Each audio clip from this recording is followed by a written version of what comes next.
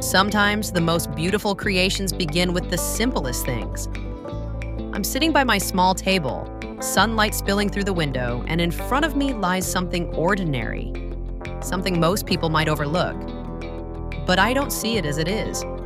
I see what it could become. That's the magic of creating, turning the everyday into something extraordinary.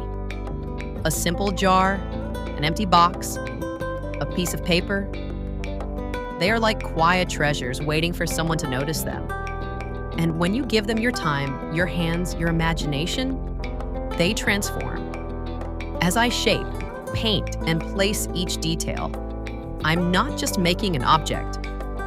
I'm telling a story of patience, of joy, of possibility. There's something peaceful about this process. The way your mind slows down, the way your heart feels light. Each touch, each stroke of color is a little whisper saying, you can create beauty too. It doesn't matter if it's perfect. It doesn't matter if it's small. What matters is that it's yours, your creation, your little piece of happiness.